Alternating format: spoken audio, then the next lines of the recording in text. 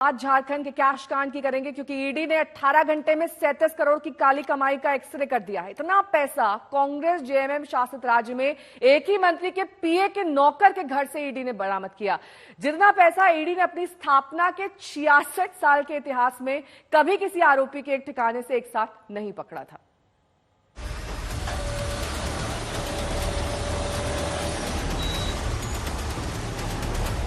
Cash इतना कि note गिनने की 8 मशीनें मंगाई गई, तब जाकर कहीं 16 घंटे में गिनती पूरी हुई। जी हां, झारखंड के ग्रामीण विकास मंत्री आलमगीर आलम के पीएस संजीव लाल के नौकर जहांगीर के रांची स्थित घर पर छापा मारकर ईडी ने जो कैश बरामद किया है वो किसी ठिकाने से मिले सबसे ज्यादा कैश का रिकॉर्ड है। जहांगीर के घर से ईडी ने 32 करोड़ 23 लाख रुपए नकद के साथ एक एसयूवी कार बरामद की है। इसके अलावा मंत्री के पीएस संजीव लाल के करीबी ठेकेदार मुन्ना के ठिकाने से 3 करोड़ रुपए मिले। अब मंत्री के पीए के करीबी ठेकेदार राजीव सिंह के ठिकाने से 2 करोड़ 13 लाख रुपए मिले।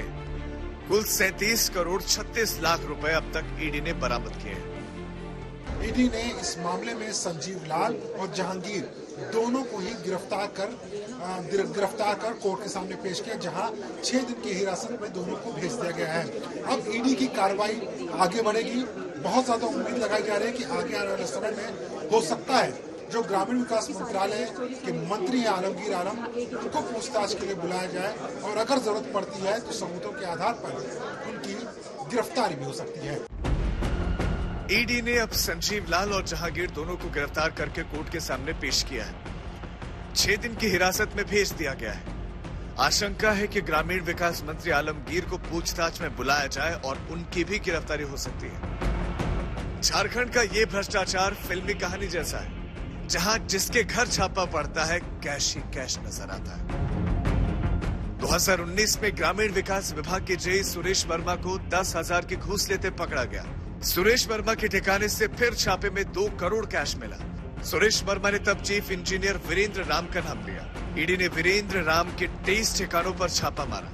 वीरेंद्र राम ने हर टेंडर में 3% कमीशन का खेल बताया। फिर ईडी की नजर मंत्री के पीए संजीव लाल पर गई।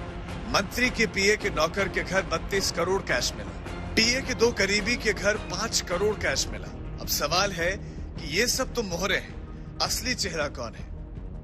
मेरा पीएस है विभाग के, विभाग बोले बहुत सरकारी मुलाजिम है और मेरा पीएस है। और हम लोग जो पीएस को रखते हैं तो अनुभवी देखकर ही रखते हैं। इसके पहले भी एक जगह नहीं दो मंत्री का पीएस रह चुके थे, उसी आधार पर उसको हम लोग लाए थे। अब बाकी अभी जो चर्चा चल रही है वो ईडी में तो वो तो जब तक उसका निष्कर्ष नहीं आएगा तब तक उस पर कुछ टिप्पणी करना उचित। ईडी का दावा है कि मंत्री का पीएस संजीव लाल तो केवल कलेक्शन एजेंट है और पीएस का नौकर जहांगीर घोटाले की रकम का केयर टेकर।